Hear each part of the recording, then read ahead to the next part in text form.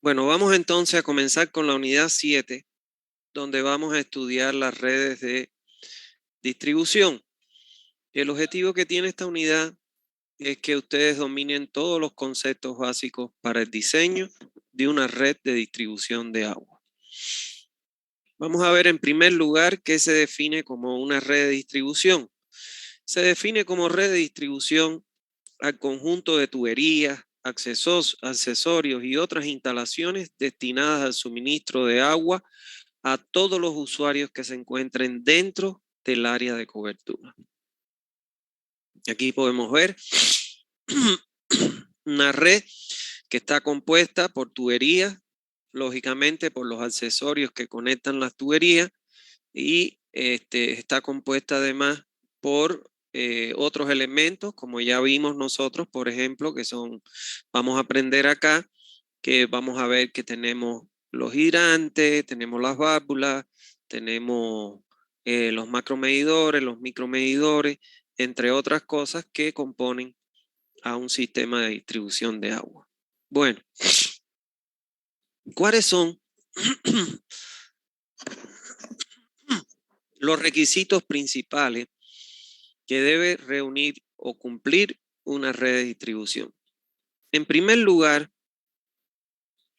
la red debe suministrar agua potable a todos los usuarios a solicitud inmediata en las cantidades necesarias y con la presión requerida. ¿Qué significa eso? Yo, un usuario de la red, tengo un lote, construí mi casa y quiero que me pongan el agua en mi casa. Entonces me acerco a la empresa que preste servicio, a la cooperativa en Santa Cruz, por ejemplo, y le digo que por favor quiero que me suministren el agua potable. Y ellos, yo no he salido de la cooperativa y automáticamente ya la gerencia inmediatamente manda a los plomeros a que me hagan mi conexión de acometida. ¿Por qué? Porque es un servicio básico y no es, por ejemplo, como un servicio de TV cable, que yo lo solicito hoy y me dicen, bueno, va a pasar el técnico entre mañana y pasado. No. Aquí cuando yo voy a pedir la conexión de agua potable, tiene que ser de manera inmediata, instantánea. ¿Por qué? Porque es un servicio básico. Ahora, la conexión que yo le voy a hacer tiene que ser capaz de entregar los volúmenes requeridos por el usuario que establece la norma y además de eso, la presión necesaria que establece la normativa en vigencia en el lugar en que estoy solicitando el servicio de distribución. Debe garantizar una operación continua. ¿Qué quiere decir? Que tiene que ser un servicio que me tiene que dar agua las 24 horas del día y los 365 días del año. ¿Para qué? Para que el usuario tenga y cuente con el recurso que ese es indispensable para la vida. Y se debe llenar las condiciones económicas de toda obra de ingeniería. Es decir, que debe, cuando yo construyo la red, debe prestar el servicio a todos los usuarios entregando los volúmenes y la presión requerida, sobre todo considerando que la red representa las 2/3 partes de la inversión total de un sistema de distribución. Entonces, estos son requisitos obligatorios que debe cumplir un sistema de distribución de agua.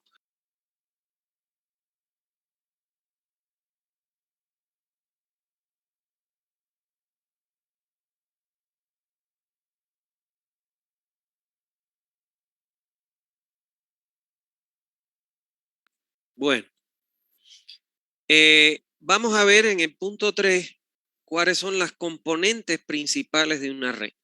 O sea, ¿de qué se compone una red de distribución de agua? En primer lugar, de lo que es las tuberías principales, que después vamos a ver una definición de cada una de ellas, pero bueno, la tubería principal es la que está en color rojo, que es aquella tubería que me encierra, me anilla o me enmarca todo el área de cobertura.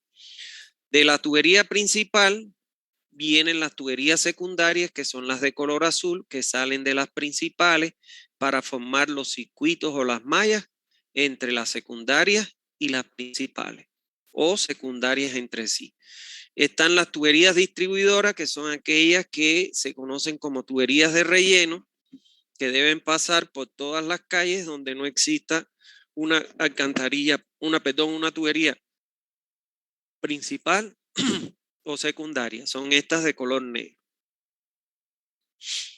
La, la otra parte componente de una red es las acometidas, que son aquellas tuberías que salen de las tuberías de distribución para entregar agua hasta el medidor en el domicilio. O sea que nuestro diseño va a alcanzar hasta el medidor en el domicilio, o sea, la acometida incluido el medidor que nosotros colocamos en el domicilio.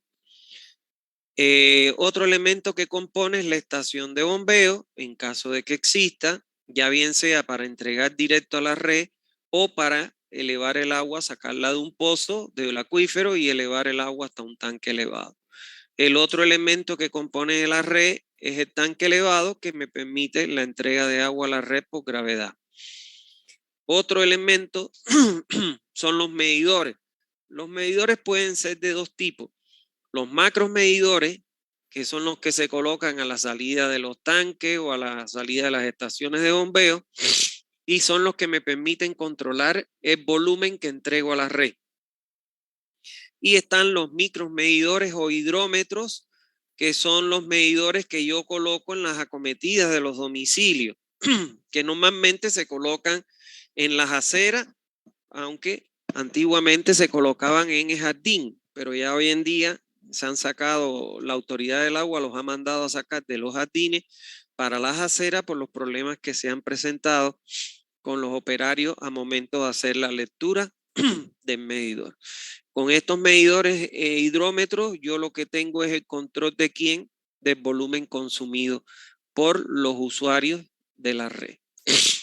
Por otro lado están los hidrantes.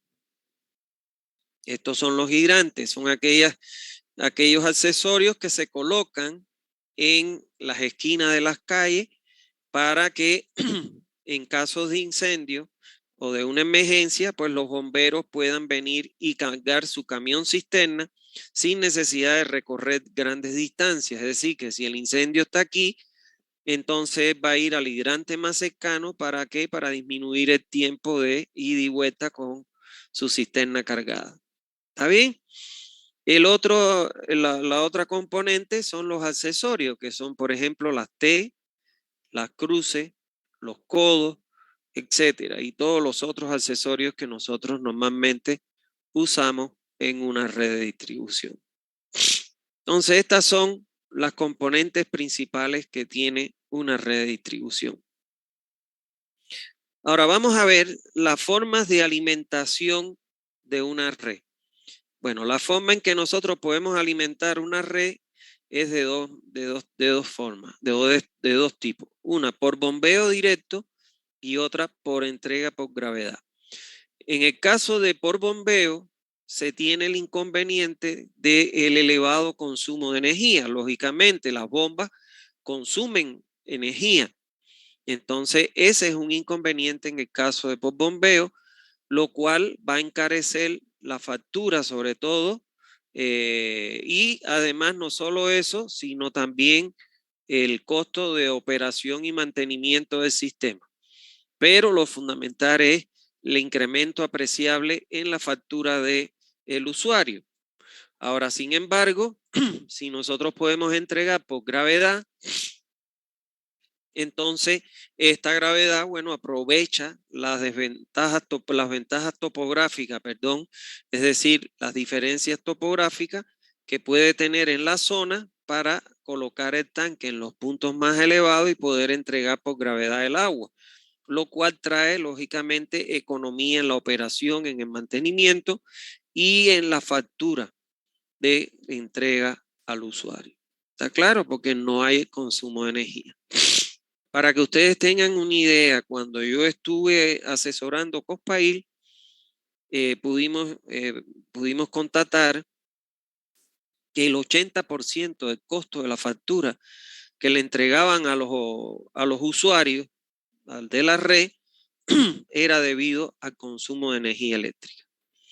O sea, para que tengan una idea de lo caro que es el servicio de energía eléctrica, sobre todo aquí en Santa Cruz. ¿Está bien?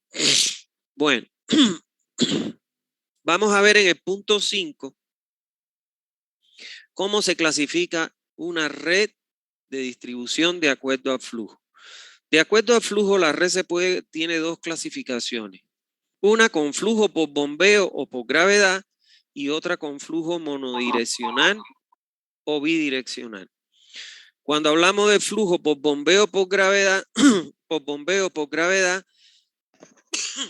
el caso de flujo por bombeo, ya vimos que se tiene como inconveniente el elevado consumo de energía, mientras que en el flujo por gravedad, a diferencia de por bombeo, se obtiene economía en la operación. En el caso de la clasificación de acuerdo al flujo monodireccional o bidireccional, podemos decir que el flujo monodireccional es cuando la red se alimenta desde un solo punto.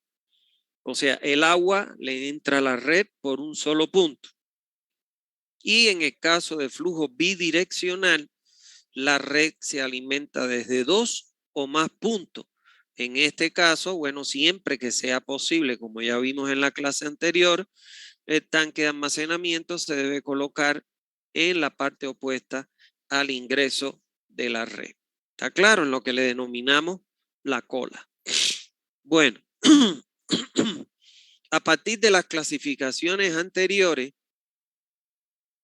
se pueden encontrar cuatro combinaciones, las cuales son, bueno, en primer lugar está la combinación de flujo por gravedad unidireccional con depósito a la cabeza. O sea, este es cuando tengo el tanque en un cerro, en una parte elevada, y la población la tengo al pie del cerro y lógicamente me permite el flujo por gravedad en una sola dirección proveniente de un tanque que está ubicado a la cabeza de la red. La otra combinación es flujo por gravedad bidireccional con depósito a la cabeza y en la cola. Esta sería la ideal de todas. Esta combinación de flujo por gravedad y bidireccional sería la combinación perfecta, ideal. ¿Por qué? Porque en primer lugar, el flujo lo estoy entregando por gravedad en ambos tanques. Y entonces tengo ahorro de consumo de energía. Y en segundo lugar, el flujo lo estoy entregando en dos direcciones. Y ya vimos en la clase anterior y vamos a ver ahora de que cuando tengo el flujo en dos direcciones, voy a tener un mejor comportamiento de la presión y voy a disminuir los diámetros de la red. Con lo cual obtengo economía en el costo de ejecución de la red como tal. Esta es la ideal. La otra combinación es flujo por bombeo directo, unidireccional, o sea, en una sola dirección le entra el agua a la red con tanque a la cabeza de la red. Esta es la típica que hay en todos los pueblitos en Bolivia. O sea, captan el agua ya sea de un pozo, de un acuífero o superficial, la mandan a un tanque elevado y con el tanque entrega por gravedad. Esta es la que más se presenta por las características de las poblaciones, sobre todo llanas. Bueno, y la otra combinación es flujo por bombeo directo, bidireccional, con tanque, como podemos ver aquí en la cola. O sea, en la cabeza ingresa por bombeo directo, mientras que en la cola retorna por gravedad. Claro, ¿cómo opera esto? En las horas de baja demanda, el agua que viene aquí del equipo de bombeo va a ir llenando el tanque. Y cuando llegue el horario pico, se entregue el agua en las dos direcciones. ¿Está bien? Así es como opera este sistema. Vamos a ver ahora las ventajas que tiene el flujo en dos direcciones. Bueno, en primer lugar, nos permite utilizar tuberías de menor diámetro en las tuberías principales, ya que en el momento de máximo consumo, el agua no tiene que atravesar toda la red, sino que parte de ella llega desde el punto más cercano de alimentación. Fíjense ustedes acá en estos dos grafiquitos. Vamos a ver el primero que le estoy apuntando con mi puntero. Si nosotros tuviéramos solamente el flujo en una sola unidireccional, o sea, que ingresa por un solo punto en la red, el caudal de diseño viene por esta tubería, que sería en este caso la conductora.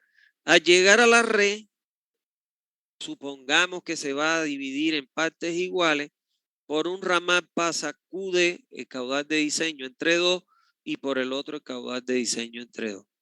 Ahora, si usted tiene flujo en dos direcciones, o sea que ingresa por la cabeza e ingresa por la cola, fíjense ustedes que entonces la mitad del caudal yo la puedo poner a que ingrese por la cabeza y la otra mitad que ingrese por la cola. Cuando voy a ver cuál es el caudal que circula por cada tubería, es QD sobre 4, porque es la mitad lo que está ingresando por cada lado. Entonces, lógicamente, eso, miren ustedes, no es lo mismo calcular el diámetro para mitad del caudal que para un cuarto del caudal. Entonces, esa es la primera ventaja que tiene.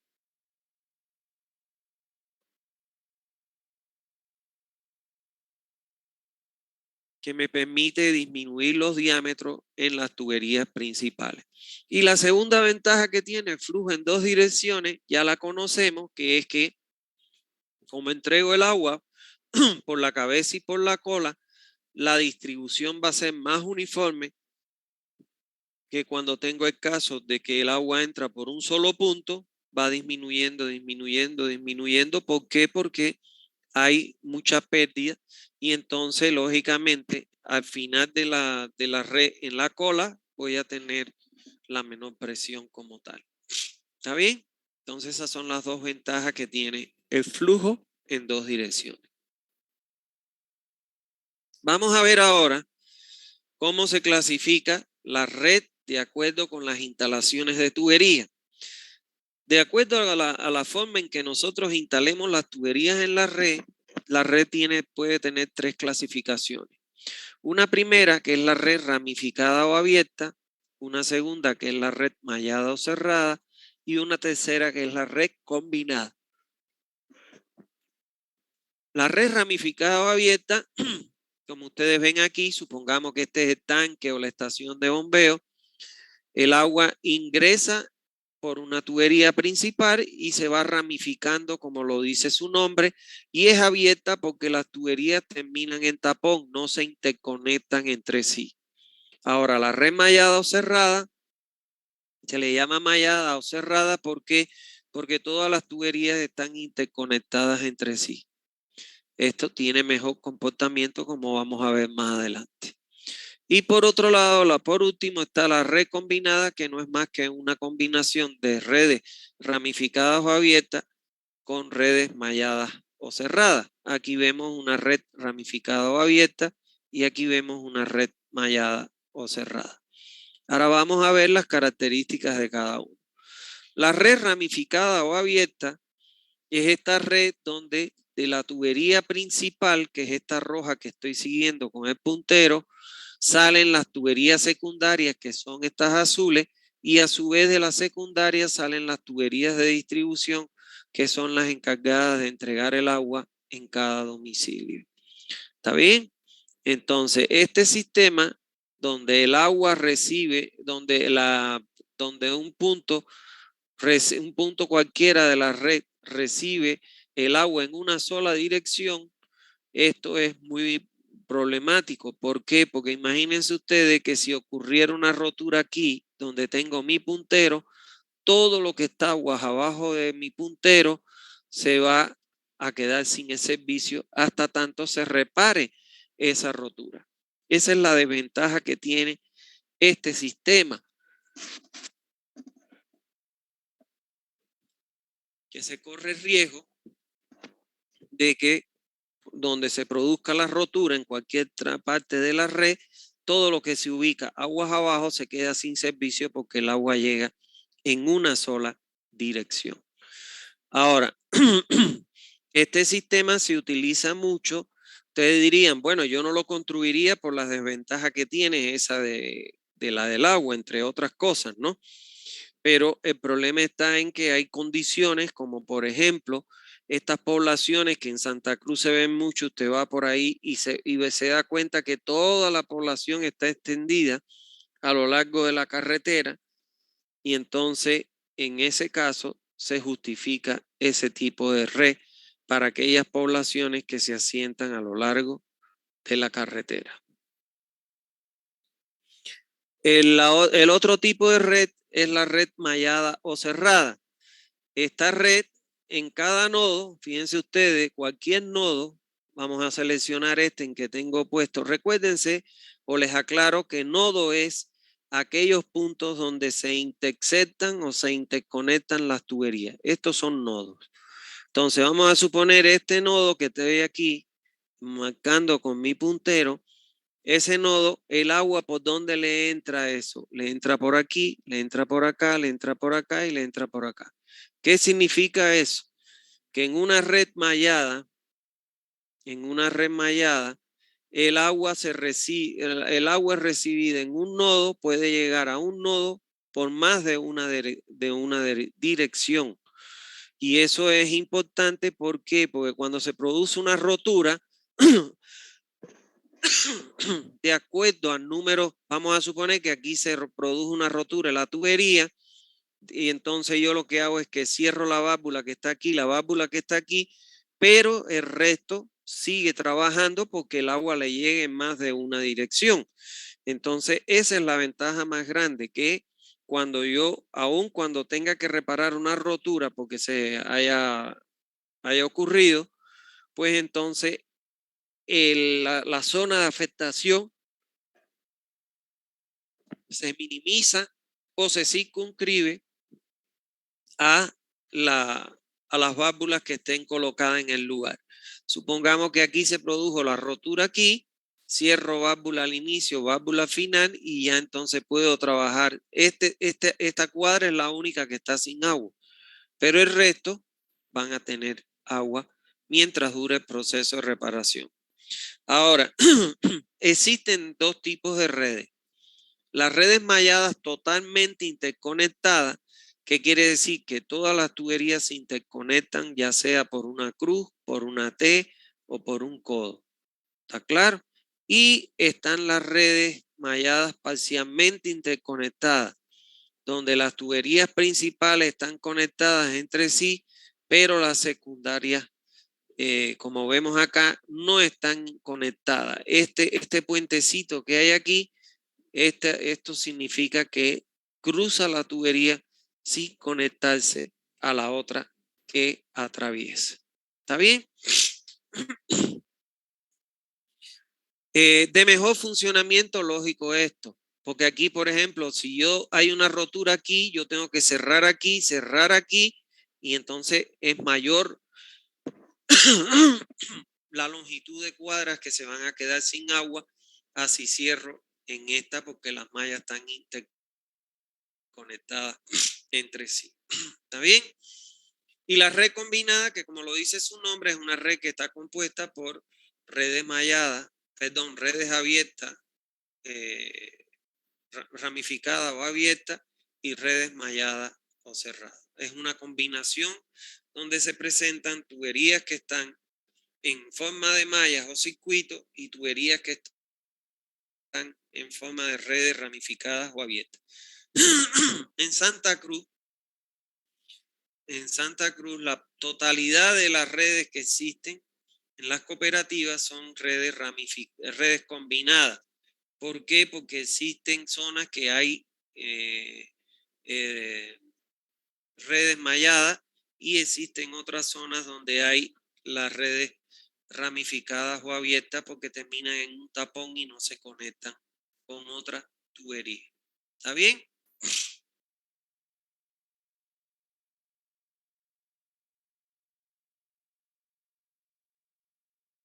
Bueno, vamos a ver los tipos de tuberías que pueden componer una red. Ya los mencionamos, pero bueno, vamos a explicarlas ahora un poquito más.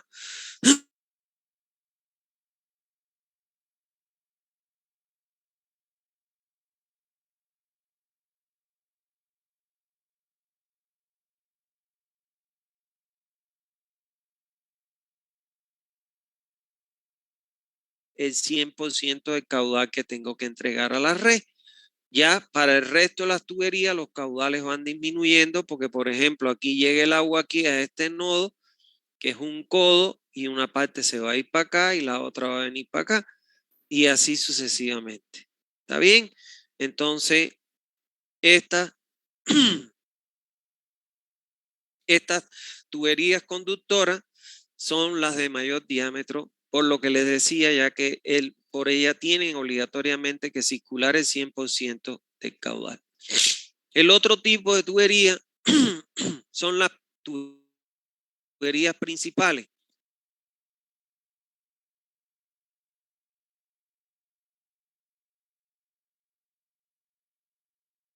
Estas tuberías principales, dentro de la red propiamente dicha, es la de mayor diámetro, ¿está bien? Y salen de la tubería conductora y forman un anillo o enmallan o contornean el área total de cobertura. Es esta que está en color rojo que estoy siguiendo con mi puntero. Lo que dice la bibliografía especializada es que en las tuberías principales e inclusive en la secundaria no se deben hacer conexiones de acometida, porque generalmente en las conexiones de acometida es donde se producen grandes fugas.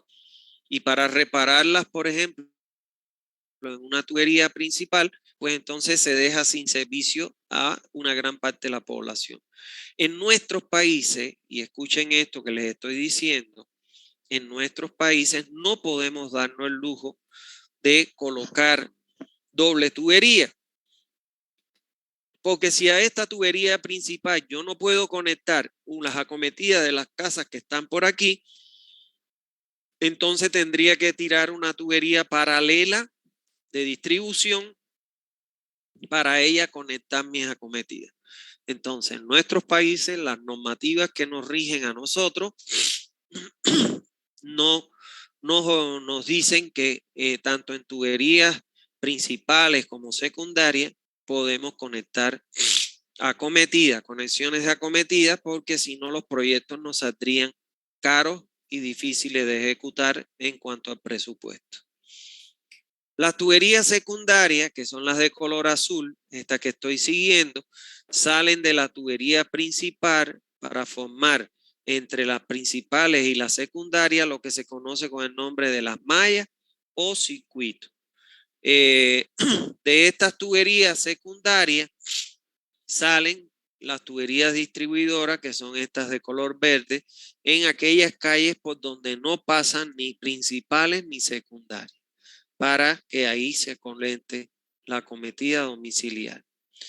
Se usan hay veces como distribuidora, pero es poco recomendable por razones de operación y mantenimiento en la red. Eso es lo que dice la bibliografía especializada.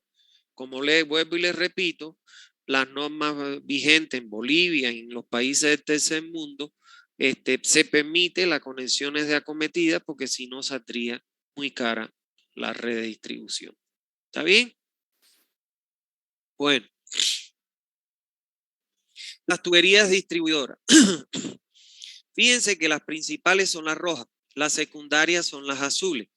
Ahora, hay calles por donde no hay tuberías calculadas. Entonces, en esas calles, por eso es que dice que son aquellas tuberías que pasan por todas las calles y en algunas redes pueden aparecer, sobre todo cuando tenemos, imagínense el segundo anillo, que tenemos un canal por en medio, pueden aparecer una tubería por este sector y otra tubería por este sector para no atravesar el canal o los canales con las acometidas. ¿Está claro? Entonces, y de ellas salen las acometidas domiciliarias que abastecen a las viviendas y otros usuarios, como son los comercios, las industrias y las instituciones. Como comentario final a esto que que estamos viendo,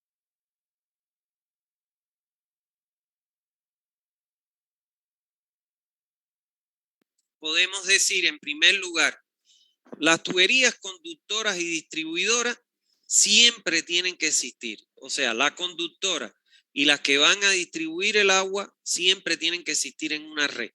La conductora, ¿por qué? Porque es la que conduce el agua de la fuente a la red. Y las distribuidoras, ¿por qué? Porque son las que le entregan el agua a través de las acometidas a todos los usuarios. En las redes grandes, el esquema de cálculo no incluye las tuberías distribuidoras, a no ser que sean secundarias, porque casi siempre los diámetros de las tuberías distribuidoras se adoptan por especificaciones, siendo los valores recomendados de 2 pulgadas y 3 pulgadas, preferiblemente este último valor. A ver, les explico eso. Primero comenzar diciéndole que los grandes software que existen hoy en día no te admiten más de 1000 circuitos. Entiéndase un circuito o una malla, aquel que está encerrado, ya sea por tuberías principales y secundarias o por tuberías secundarias entre sí. Cuando uno hace un proyecto, uno no puede decir, por ejemplo, que cada malla o circuito es el que contornea un manzano, partiendo de que solo admiten 1000 mallas o 1000 circuitos, ¿cómo se llama esto? Es imposible que nosotros podamos considerar, imagínense en Santa Cruz, que yo diga que cada manzano es un circuito. ¿Cuántos manzanos no hay? Hay más de miles de manzanos. Entonces no le puedo meter toda esa información al software porque el software no la admite, solo tiene capacidad para 1000. Entonces, cuando uno diseña, dependiendo la magnitud del área, uno puede incluir dentro de una malla o un circuito varios manzanos. Cuando yo hice el proyecto de Cospail, kilómetro 9 doble vía La Guardia, ahí yo incluí dentro de una malla hasta 9 manzanos, porque si no, no me iba a entrar toda la información en el software, para que tengan una idea. ¿Está bien? Entonces, partiendo de eso, lógicamente que nosotros, como bien dice ahí, no podemos incluir, por ejemplo, hasta las tuberías de distribución, que es la verde, porque entonces para mí una malla o un manzano, una malla, perdón, o un circuito se convierte en un manzano. Entonces, muchas veces una malla o un circuito abarca varios manzanos, pero eso es por la limitante que tienen los software de admitir hasta 1000 circuitos. ¿Está bien? Entonces, lógicamente, vamos a suponer que esta roja fuera un manzano. Tiene 1, 2, 3, 4 por 2, 8. Tendría 8. Ahora, yo calculo la presión en los nodos, porque eso es lo que me da a mí el software. Entiendas un nodo como aquellos puntos de intersecciones entre las tuberías. Por ejemplo, este es un nodo, este es otro nodo, este es otro nodo. Y además aquellos puntos por donde ingresa el agua. Aquí casualmente el agua ingresa por este nodo. Pero si ingresara de un pozo de bombeo hasta por acá, también ese punto de intersección lo voy a reconocer como un nodo. Entonces, en estos casos, me va a dar el software la presión en cada nodo. Y esa presión tiene que ser mayor o igual que la que me recomienda la norma boliviana. Ahora, me quedarían todas estas calles que están intermedias que no tendrían, porque estoy solo considerando una malla como la que está en color rojo. Entonces, ¿qué es lo que yo tengo que hacer en estas calles que no tienen tuberías porque no las he considerado?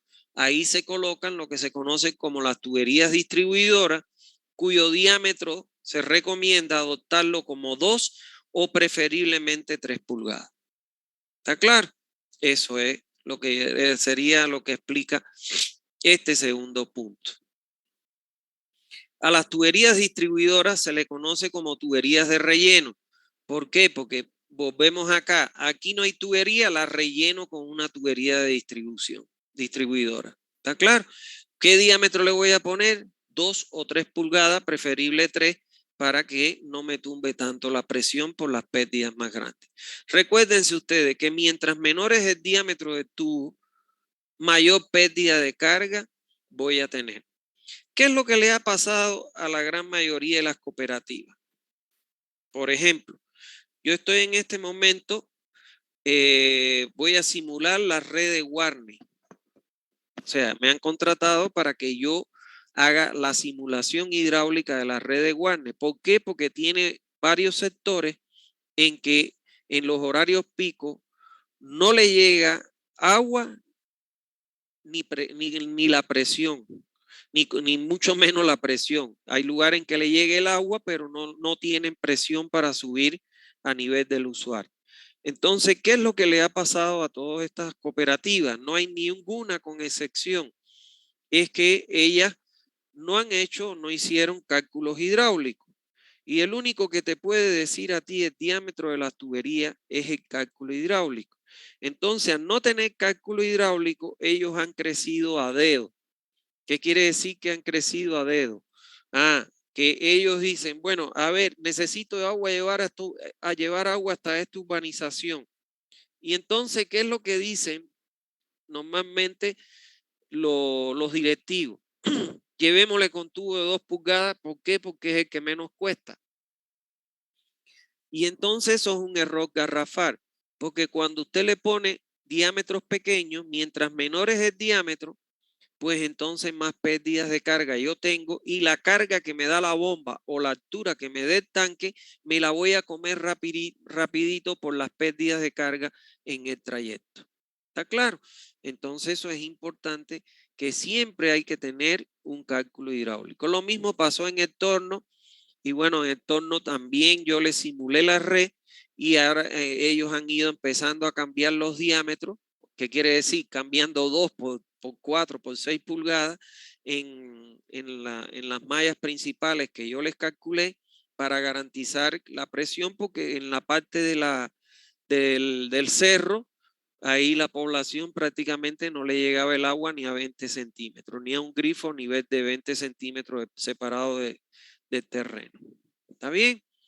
Entonces, en avenidas muy anchas, las tuberías de distribución se deben colocar doble, pues es más económico colocar tuberías por ambas aceras que colocar una cometida muy larga. Eso se explica clarito. Supongamos que estamos en el segundo anillo por la universidad o pasando la universidad, que hay casas a ambos lados. En el medio tenemos un canal de drenaje. Entonces, en ese caso, si yo coloco solamente una tubería en una de las aceras, voy a tener que atravesar una cometida larguísima que va a pasar las 4 vías que tiene el segundo anillo de circulación para llegar al otro extremo y además atravesar el canal de drenaje. Entonces, en esos casos, no se justifica colocar una sola tubería, sino colocar 2 tuberías a ambas aceras. ¿Está claro? Para disminuir costos y sobre todo problemas a futuro, porque imagínense ustedes una crecida de, voy a tener que atravesar con la tubería porque la tubería de acometida no va a ir profunda. Entonces voy a tener que atravesar el canal con esa tubería y cualquier objeto contundente me la puede romper. ¿Está claro? Entonces, por eso es que se prefieren tener doble tubería. Vamos a ver ahora cómo nosotros debemos ubicar las tuberías en la red. Miren, esto no es capricho de nadie. La norma no lo reconoce. Yo esto no, bueno, voy a leerme la norma ahora, la nueva, la vieja no lo tenía, pero estos son normativas internacionales y que nosotros debemos respetar. ¿Qué sucede? Sucede que cada instalación soterrada tiene en el espacio público un lugar específico por donde se pasar. ¿Está claro? Entonces, si yo violento el espacio que le corresponde a la tubería de agua potable y lo coloco en el espacio de otra tubería, entonces puede ser que cuando vayan a hacer la otra instalación, le digan a la autoridad del agua o a la alcaldía, le digan que el agua la tienen que sacar de ahí porque por ese lugar, según normas y reglamentos internacionales, le corresponde pasar este tipo de instalación o de tubería. Por ejemplo, para ponerle un ejemplo, las, las redes de las redes eléctricas y las telefónicas, que hoy en día son aéreas, no tardan en que esas redes tengan que obligatoriamente ser enterradas. ¿Por qué? Porque, por ejemplo, en el caso de la red eléctrica, ustedes han visto cuántas veces hemos visto en el noticiero que están construyendo un edificio y que un operario hizo contacto con la alta tensión y se electrocutó y se mató. Entonces, eso mismo va a pasar con los vivientes en el edificio. Aquellos que estén ahí en el primer piso prácticamente tienen acceso a a la red eléctrica de alto voltaje.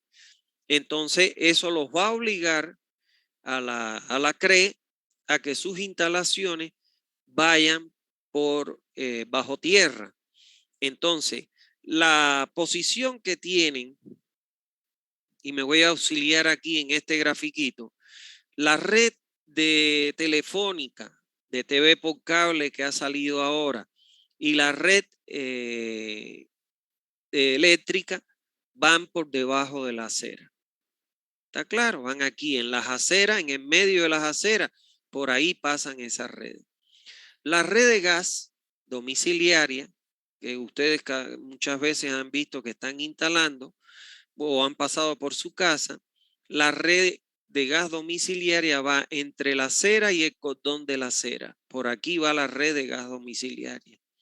La red de agua potable va a 1 metro del cordón de la acera y a 80 centímetros de profundidad.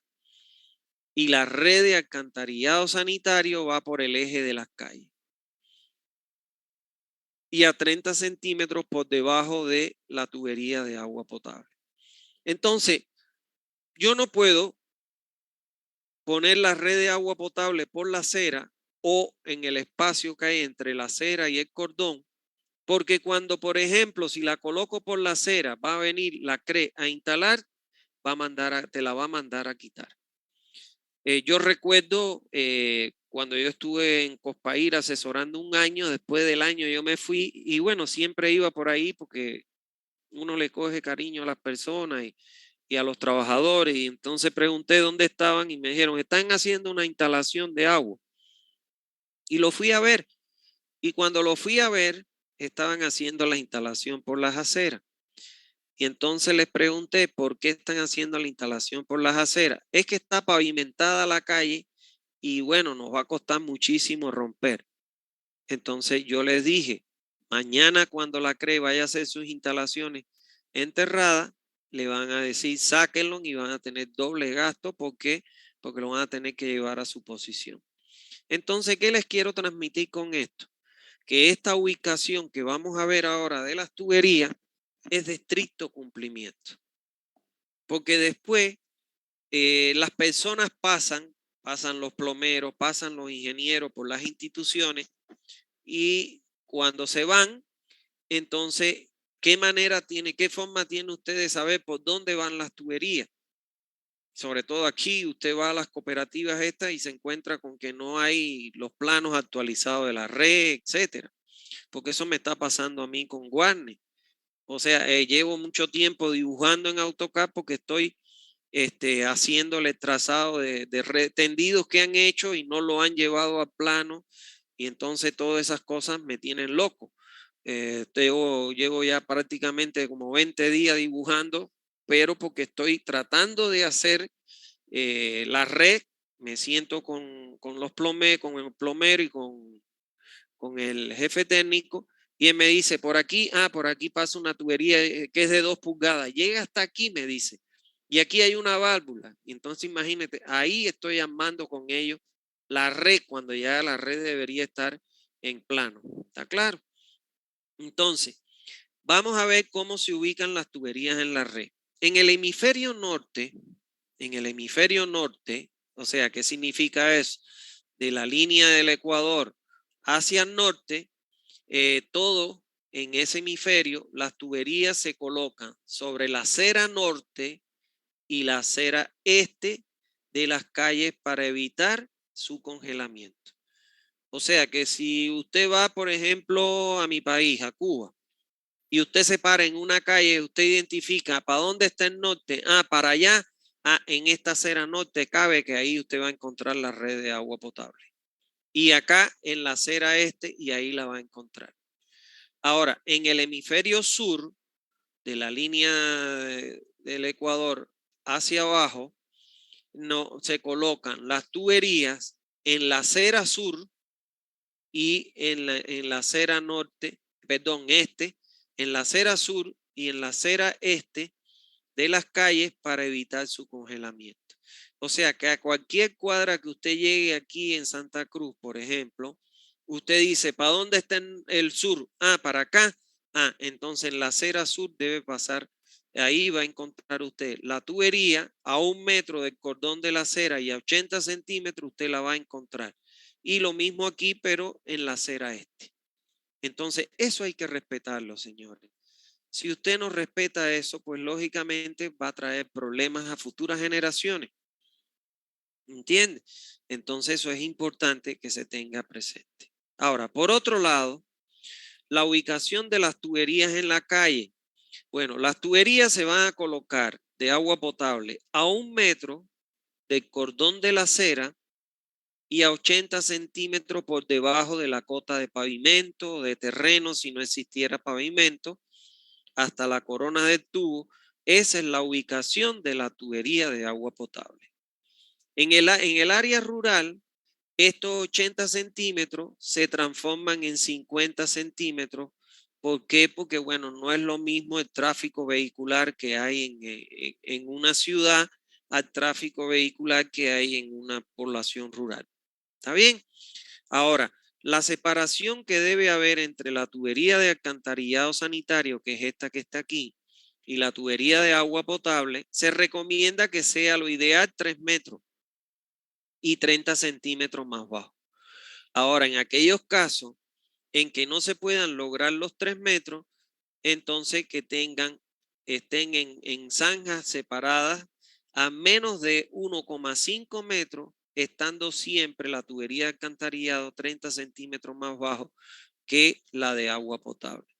¿Por qué? Porque esta tubería de alcantarillado lleva agua residual que en su contenido están los coliformes fecales y los Escherichia coli, o sea, los gérmenes patógenos que pueden causar las enfermedades de origen hídrico o hasta el cólera que puede provocar la muerte de los usuarios.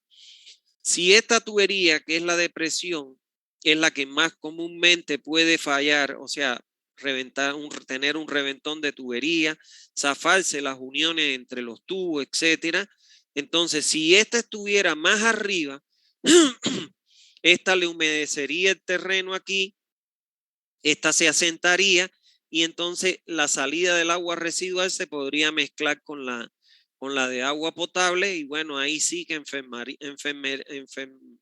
vamos a enfermar la población e inclusive la podríamos matar.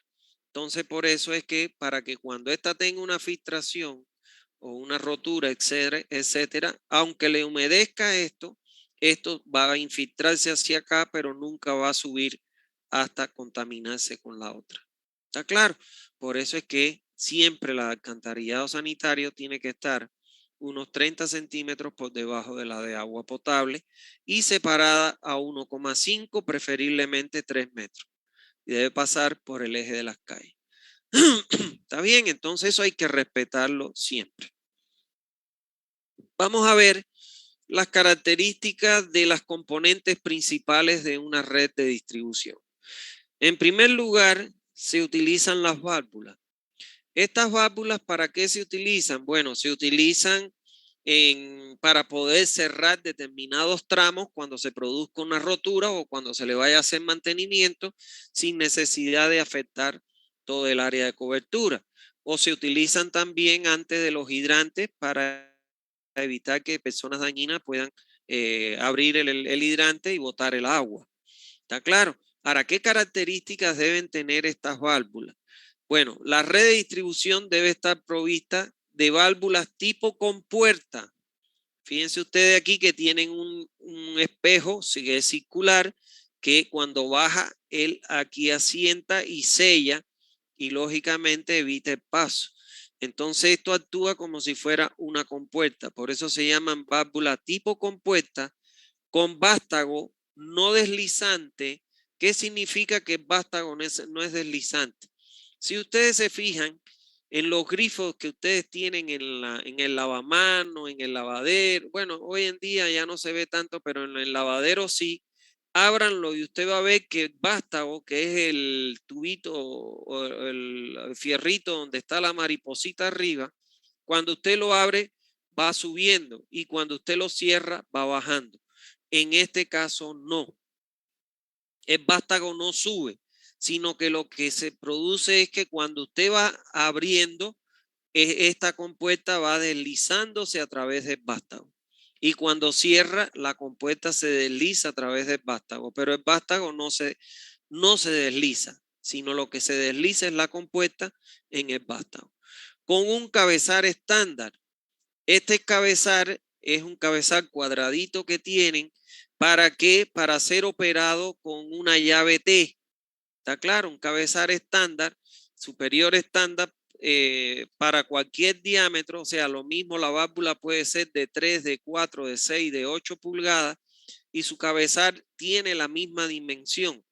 Para que ellos con una llave T la meten y desde arriba, sin necesidad de meterse en la cámara, abren y cierran la válvula.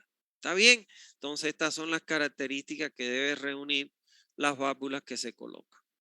Ahora bien, entre las recomendaciones que nos da la norma,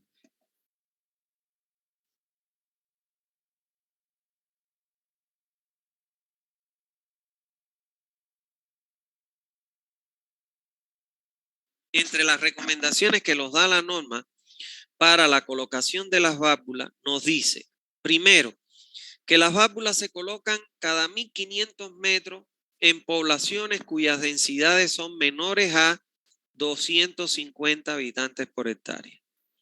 O sea, cuando las poblaciones tienen una densidad menor a 250 metros por hectárea, entonces, habitantes por hectárea, perdón, se colocan cada 1500 metros, cada kilómetro y medio hay que colocar una válvula según la norma. Cada 800 metros en poblaciones con densidades mayor a 250 habitantes por hectárea. O sea, 2 cuadras y media colocan válvulas cada 2 cuadras y media, pensando que una cuadra tiene 100 metros. Se deben colocar válvulas en los puntos en que exista un canal de derivación importante. Vamos a suponer que la red va a distribuir agua a un parque industrial, entonces ahí al ingreso de la incorporación al parque industrial se debe colocar una válvula en ese punto de derivación importante. Cuarto, en poblaciones, cuando las poblaciones son hasta 1000 habitantes, o sea, poblaciones pequeñitas, se recomienda se coloque una sola válvula al ingreso de la red. Quinto, en los puntos bajos de la red se van a instalar válvulas de purga. O sea, son unas válvulas que se colocan ¿qué pasa en los puntos bajos de la red? El agua potable, si ustedes se fijan en la tabla de la norma, puede tener hasta 1000 miligramos por litro de sólidos totales. Esos sólidos sobre todo cuando no tenemos una red mallada o cerrada, aun cuando la tengamos una red mallada o cerrada, esos sólidos siempre van a ir a parar y se pueden quedar en los puntos más bajos de la red. Si esos sólidos permanecieran ahí en la red por mucho tiempo, le pueden transmitir olor y sabor a fango, a tierra, al agua. Pero además pueden desarrollarse ahí lo que se conoce con el nombre de los nemantelmitos, que son unos gusanitos transparentes que bueno, cuando aparecen en cientos de miles, ya vamos a aprender que para matarlo es tremendamente largo el tiempo que se ejecuta. Entonces, para evitar eso, es que en los puntos bajos, para poder purgar esa agua, esos sólidos acumulados, se colocan lo que se conocen como válvulas de purga. En los puntos finales de la red, ¿qué quiere decir eso?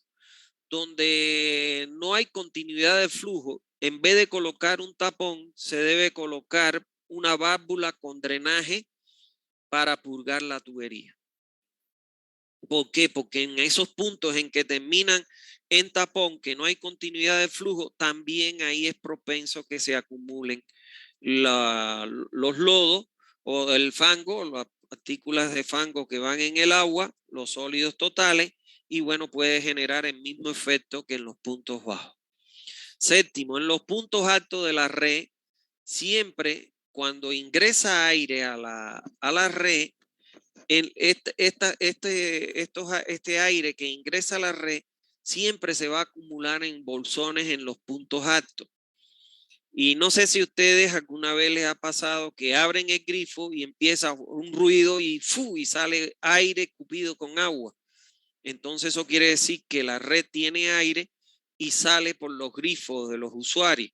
Pero para salir por los grifos ya pasó ese aire, ya pasó por el medidor, y estos medidores lo mismo te marcan pasando agua que pasando aire. Entonces te están cobrando, si usted tiene con frecuencia que cuando abre sus grifos sale, o sea, suena como que saliera aire y después sale agua con aire así escupida, entonces eso tiene que quejarse a ODECO, la Oficina de Defensa del Consumidor. ¿Por qué? Porque le están pasando mucho aire por el medidor y le está marcando como si fuera agua, y lógicamente le están cobrando aire por agua. ¿Está bien? Entonces, para sacar ese aire se colocan lo que son las válvulas ventosas. Todas las válvulas deben protegerse con cajas de hormigón, de mampostería de ladrillo o metálica con tapa a nivel de la rasante de la vía.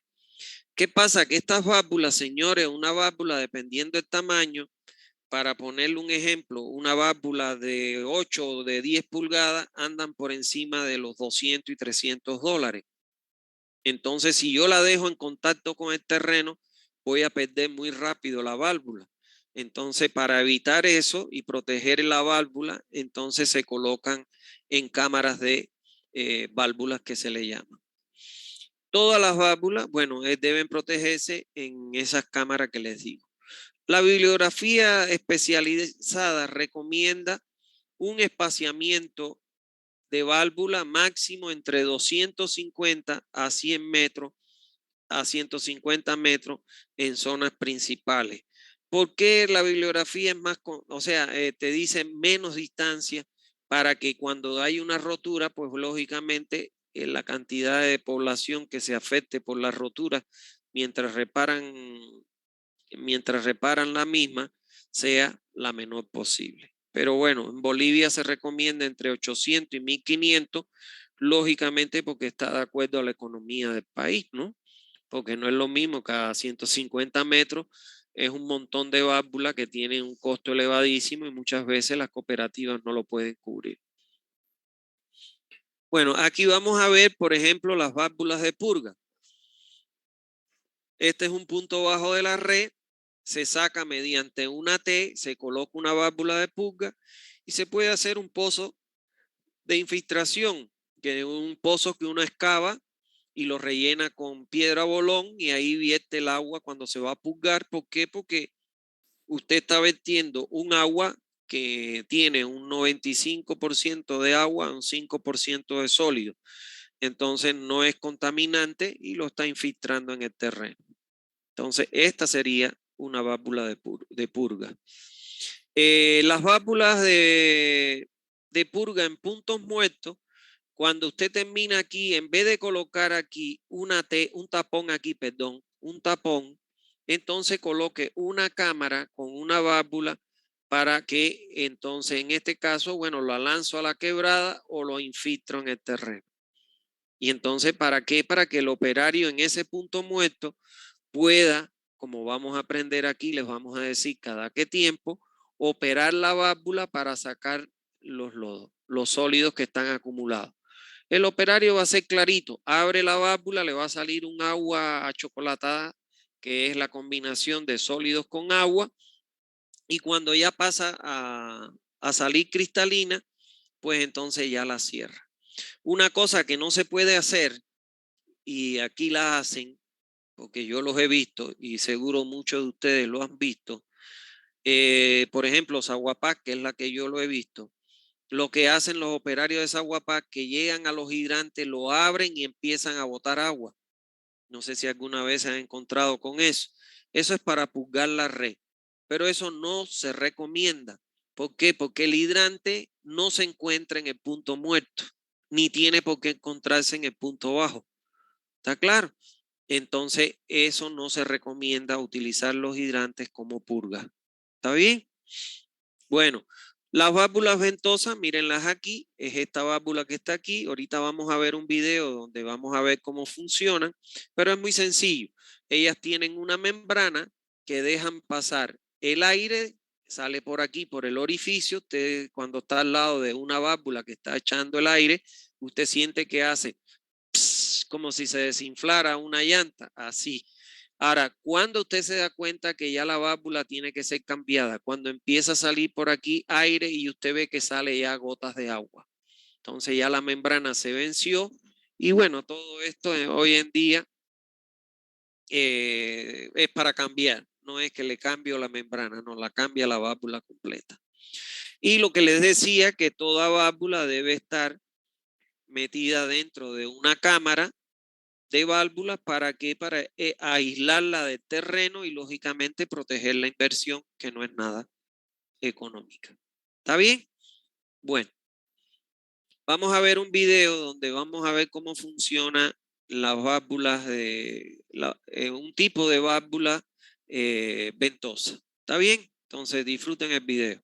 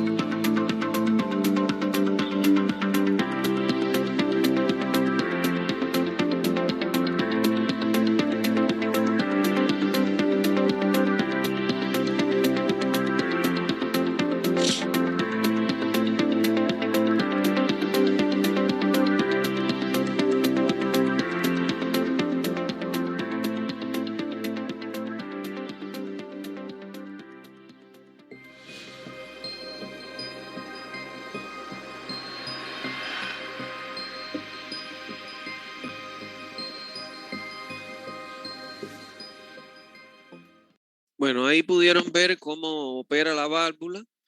En primer lugar, cómo saca el aire, y ya cuando ya saca todo el aire, que llega el agua a ascender a la válvula, pues entonces ella cierra el paso para que ya siga funcionando normalmente. Y en caso de que se vacíe la tubería por X o Z motivo, pues ella permite la admisión de aire, con lo que está ingresando presión atmosférica, y evita el problema de la cavitación. Bueno, en el caso de las redes, normalmente, bueno, son más simples, ¿no? Generalmente se le colocan en redes, acá, bueno, acá por lo menos le colocan válvulas bastante simples. Bueno, vamos a hablar ahora de los hidrantes. Los hidrantes deben instalarse en tuberías de diámetro como mínimo de 100 milímetros, o sea, de 4 pulgadas. ¿Por qué los hidrantes deben instalarse como mínimo en tuberías de 4 pulgadas? Porque el diámetro que tiene el hidrante para su conexión es de 4 pulgadas. Entonces, yo no puedo instalar un hidrante en una tubería de 2. ¿Por qué? Porque no me permiten que yo haga una ampliación de 2 a 4 para un hidrante. No es lo recomendable. Entonces, yo para poder instalar un hidrante tiene que ser en una tubería de 4 pulgadas o mayor. ¿Está bien? La norma boliviana dice que estos hidrantes se deben colocar cada 500 metros de separación. Sin embargo, la bibliografía especializada recomienda colocarlo entre 60 a 100 metros, o sea, un hidrante en cada esquina de las calles. Lógicamente que eso para la norma boliviana sería mucho gasto para una empresa que preste este servicio. Imagínense que en cada esquina tengan que colocar un hidrante. Los hidrantes, para que ustedes tengan una idea, en el parque industrial usted los compra en $600 cada uno. Entonces imagínense ustedes que cuánto tendrían que invertir las cooperativas para colocar un hidrante. Si a duras penas tienen muchas hidrantes, peor todavía cada 100 metros. Cada hidrante llevará su propia válvula. Mírenla aquí, esta que yo estoy siguiendo con el puntero. Fíjense que es una válvula de compuesta con cabezal estándar. ¿Por qué le digo? Miren esta cabecita aquí, es para ser operada con una llave T. Y el propósito del hidrante aquí tiene, mire, este es el cabezal estándar que yo le digo. Este es el mismo que está aquí. No sé si lo ven ahí. Entonces, el hidrante para abrirlo tiene que venir con tu llave T, y aquí se abre para que el agua saca por acá después de enchufada las mangueras. ¿Está claro? Ahora, el hidrante tiene doble llave. ¿Por qué? Porque cualquier intruso puede venir. Bueno, estas tapas se las roban. Aquí en Santa Cruz se las roban. Entonces, imagínense que cualquier intruso venga, abra aquí, y entonces se va a botar todo el agua por acá. Entonces, para evitar eso, aun cuando tú abras aquí, si no has abierto esta llave, esta válvula de hidrante, pues lógicamente no va a salir agua. Entonces, esta válvula de hidrante, para ser operado con una llave T, tiene una tapita que es de hierro fundido, de hierro fundido, que sacan la tapita, y entonces ahí es que los bomberos abren esta, para después de conectar a la manguera, habilitan esta otra llave para abrir y que salga el agua por acá. ¿Está bien? Se colocan preferiblemente en las esquinas, sobre las aceras, para un mejor acceso, sin riesgo para los bomberos, pero además para evitar qué cosa, o protegerlo, o para protegerlo de tráfico vehicular. Si lo pongo en la calle, aunque sea cercano al cordón, pues lo pueden copiar, y lógicamente pues romperlo, y se desata el salidero de agua. ¿Está bien? Bueno, los medidores de caudal. Los medidores son aquellos dispositivos que sirven para medir los volúmenes de agua que se entregan a la red y los volúmenes de agua que consumen los usuarios. ¿Está claro? Para la medición del caudal que se entrega a la red, se utilizan los macros medidores. ¿Por qué? Porque en la red ya los diámetros son de 2 pulgadas para arriba. Y para la medición del agua que consumen los usuarios se utilizan los hidrómetros o micromedidores. ¿Está claro? O medidor de agua que le llaman. Porque sus diámetros son de media, 3/4, 1 pulgada como máximo. ¿Está claro? Acá, por ejemplo, en Santa Cruz o en Bolivia, la norma dice que el diámetro máximo de una acometida debe ser de 1 pulgada. Cuando se requiera un diámetro mayor a 1 pulgada, se recomienda se hagan 2 acometidas, pero que nunca sobrepasen la 1 pulgada de diámetro. ¿Está bien? Sobre todo en los edificios. ¿Está claro? Entonces, bueno, esa es la forma en que nosotros medimos el volumen que entregamos a la red con el macromedidor y el volumen que consume la población, los, los usuarios, colocando los hidrómetros o los micromedidores en las acometidas. ¿Qué me permite, qué ventaja tiene el uso de colocar los medidores, tanto la macro como la micro? Bueno, en primer lugar, permite realizar un balance entre lo que yo entrego a la red y lo que me consumen los usuarios, de manera tal que yo tengo la obligación de comprobar que la pérdida de volumen tiene siempre que ser, para que un sistema funcione bien, la pérdida de volumen tiene que ser menor o igual al 15% del volumen entregado. Y el volumen, esa pérdida de volumen, ¿cómo yo la tengo? Con la diferencia restándole el volumen entregado que yo medí en un macro medidor menos el volumen consumido que medí en un micro medidor. ¿Está bien?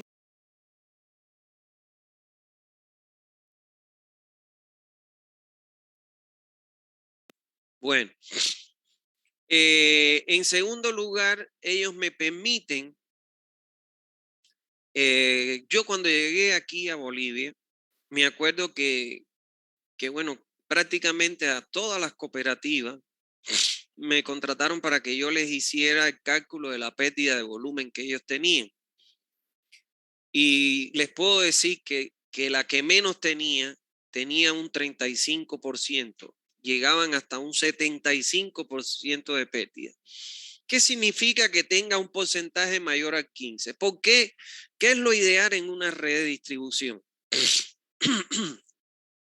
Que esta pérdida sea cero. Eso es lo ideal. ¿Qué quiere decir eso? Que el volumen que yo entrego a la red es igual al volumen que consumo. Si el volumen que yo entrego es igual al volumen que consumo, pues belleza, yo estoy entregando lo que consume la gente. Pero eso no es siempre así. ¿Por qué? ¿Por qué la norma me dice que puede ser hasta un 15%? Porque normalmente en un sistema de distribución es común que se produzca que se zafe una unión y produzca una pérdida de agua, se produzca un reventón de tubería, etc. Ahora, eso no puede sobrepasar el 15%. ¿Qué pasa si el volumen que yo entrego es mayor que el que consumo? ¿Qué significa eso? Pensemos que la tubería es un globo de eso de lo que usamos en la fiesta para los niños, etc. Si yo al globo le echo aire, aire, aire, aire, aire, aire, aire y no le saco, ¿qué va a pasar? ¡Bum! Va a reventar el globo. ¿Está claro? Entonces, ¿qué pasa cuando yo le echo más agua a la tubería que la gente me está consumiendo? Eso se transforma en que en un exceso de presión en la tubería, creando una sobrepresión. Y eso es lo que me provoca, ¿qué cosa?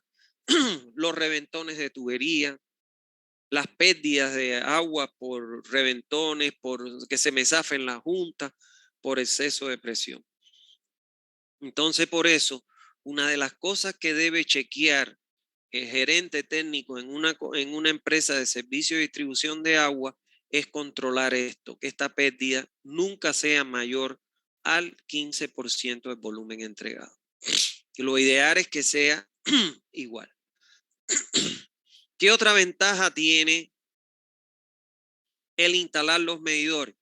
Bueno, que me va a garantizar el uso racional del agua, ya que va a originar una disminución del consumo de dicho líquido.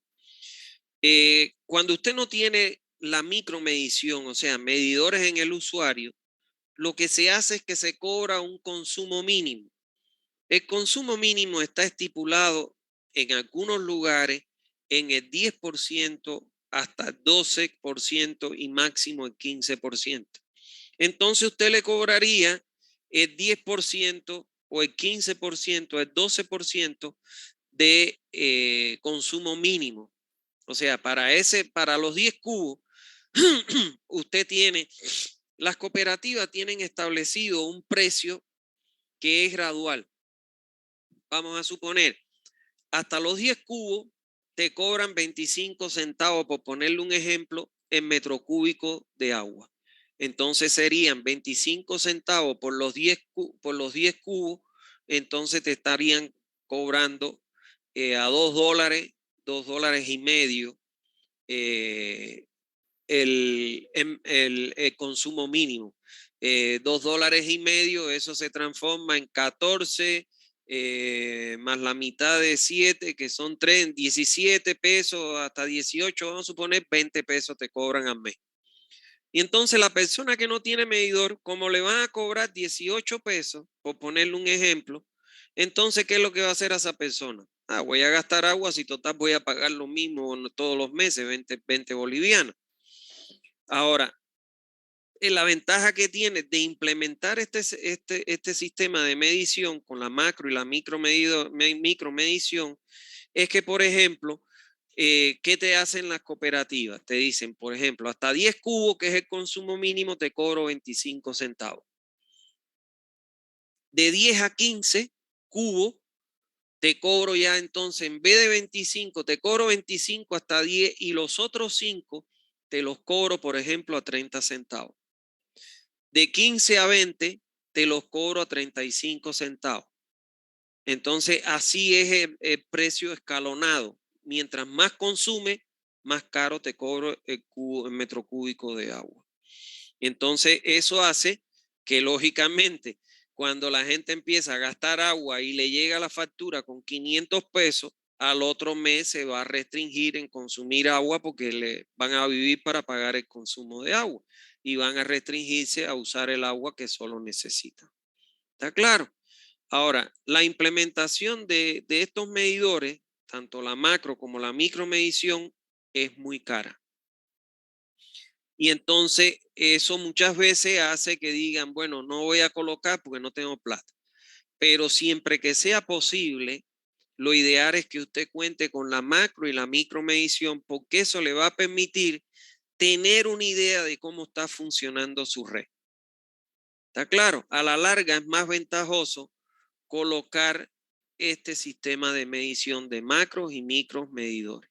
¿Está claro? Por las ventajas que ellos reportan.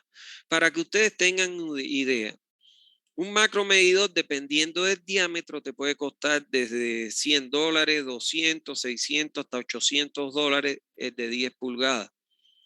Entonces, no es fácil tener los macros, ¿no? Es caro. Y los micromedidores, los hidrómetros, te cuestan hasta $28, $30 cada medidor. Ahora imagínate tú una cooperativa que tiene, por decir, 19,000, 20,000, 30,000 conexiones. Entonces comprar 19,000 multiplicado por $30, entonces se van a dar cuenta de lo elevado que es el costo. ¿Está bien? Pero siempre es más conveniente colocarlo. Aun cuando se endeude de que le den un préstamo, pues lógicamente se va a recuperar con el cobro de servicio de agua. La inversión. Bueno, la acometida. Las acometidas son aquellas que me conectan la red, la tubería de distribución con las conexiones de los domicilios. Entonces nuestra acometida va desde la tubería de distribución, pasando por el medidor, la llave de corte, que es la que te permite cortar el servicio cuando usted no paga el agua, que está en las aceras, pasan por el medidor y del medidor, lógicamente, bueno, pues ya de aquí para acá, desde este grifo para acá, ya es responsabilidad del usuario del domicilio, comercio, las instituciones, porque ya esto pasa a ser de las instalaciones domiciliarias. ¿Está claro? Entonces nosotros llegamos hasta aquí, hasta el medidor. ¿Está bien? Ahora, estas acometidas, aquí en el punto con la red para sacar una acometida que normalmente es de 3/4, de media 3/4 hasta 1 pulgada máximo, esto se realiza para su conexión. Se utiliza un accesorio conocido con el nombre de abrazadera. Mírenlo acá. Esta abrazadera, como lo dice su nombre, abraza la tubería y aquí es roscado y entonces tiene una junta de goma que cuando usted aprieta estos pernos de la abrazadera, comprimen esa junta de goma y evita que se salen. Entonces usted coloca, ¿qué es lo que usted hace? Coloca la abrazadera, perfora, que normalmente no es con un taladro eléctrico, sino con un taladro manual, porque estamos hablando de tuberías de PVC, y ya ahí enrosca la tubería y la mete en la manguera, en la gomita que está a presión y ya queda la conexión de acometida. Y como les decía, en las aceras siempre se coloca antes del hidrómetro, antes del medidor, se coloca lo que se conoce con el nombre de la llave de corte, que es una llave que tiene un cabezal estándar, como vemos aquí, operado con una llave T. Esto tiene una tapa con esta llavecita para que nadie la pueda sacar. Esto muchas veces es plástico o puede ser también de fierro fundido. Esta llavecita la tienen los operarios, los plomeros que trabajan. Ellos llegan, cuando usted no paga, abren esto y aquí cierran esta válvulita, que es una válvula de cuña, la cierran y ya le cortaron el servicio hasta que pague su factura. ¿Está bien? Vamos a ver un video de cómo se hace una instalación de acometida con el uso de las abrazaderas. Disfrútenlo.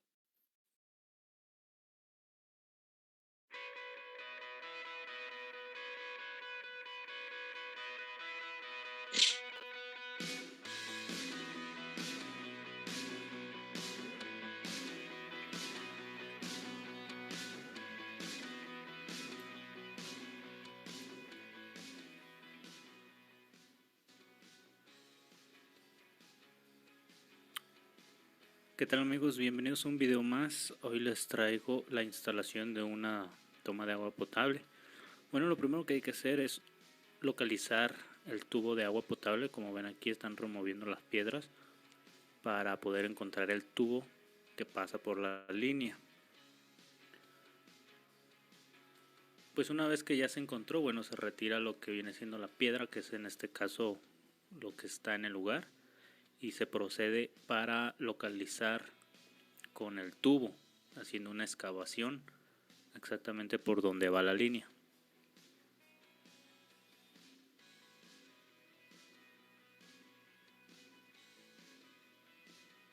Una vez que se localiza ya el tubo de PVC, que en este caso es de 2 pulgadas, bueno, se hace una pequeña limpia nada más para poder colocar la abrazadera de plástico.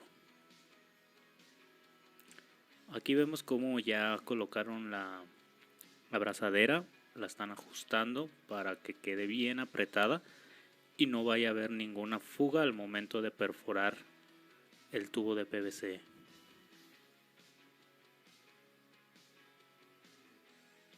Hay que asegurarse que quede bien apretada.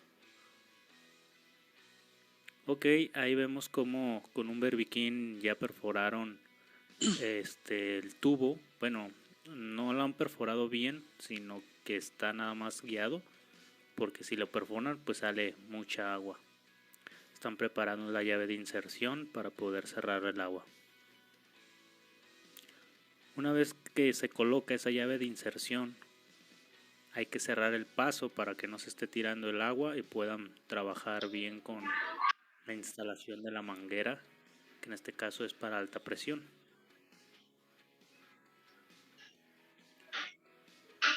Ahí vemos cómo ya el trabajador está ajustando la manguera que acaba de instalar. La está apretando bien para que no haya fugas. Vemos cómo ya empiezan a extender hacia el lado donde ya va a quedar la punta, que para entonces pues ya tiene que tener su insertor y su tapón.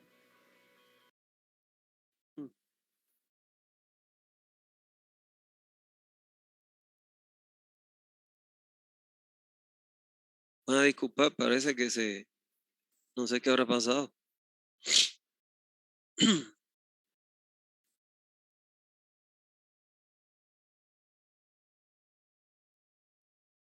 Pero bueno, ya ahí lo que queda que, ¿me escuchan, porfa? Sí, ingeniero. Ah, ya. Vamos a poner la última partecita. Se retira lo que viene siendo la piedra. Y ya por último se rellena de nuevo la zanja, se compacta muy bien para evitar que se hunda y ahí, bueno, ahí vemos el pequeño disparo que quedó.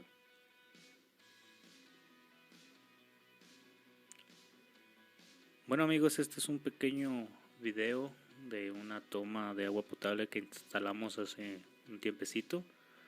Se los quería dejar nada más por el simple hecho pues de que algunos no sabemos cómo se hace una instalación. Y pues este video les ayudará a comprender un poco cómo es una instalación de una toma domiciliaria. Si les gustó el video, por favor denle like, compártanlo. Sobre todo compártanlo con las personas que van iniciando en esto para que tengan una idea y espero les guste. Hasta pronto. Bueno, ya ahí pudimos ver cómo se hace una instalación en el terreno mediante estas abrazaderas y lógicamente con el auxilio de un barbecue. ¿Está bien? Entonces, eso era lo que teníamos previsto para la clase de hoy. Les recomiendo que no se pierdan este capítulo por nada, porque esta es la unidad más importante de todas las que vamos a dar, porque aquí vamos a ver todo lo que es la red, a enseñarle todo lo que es la red, incluido el diseño de la misma. ¿Está bien? Entonces, como siempre, si tienen algunas consultas, estoy dispuesto a contestarse.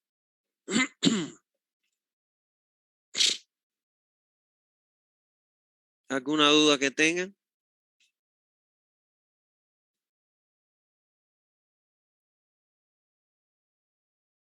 Recordarle que el miércoles, hoy tomé ya SANI 2 en la universidad, en el aula que les mandé, ahí vamos a tomar el examen de SANI 1. ¿Está bien? Para que no caigan en lo que hoy, bueno, lamentablemente 2 estudiantes los tuve que expulsar ya de mi curso. Llevaban papelitos dentro de la calculadora. No inventen eso porque yo cuando los atrapo, los voto y ya conmigo perdieron el semestre. Ya es hasta el próximo semestre.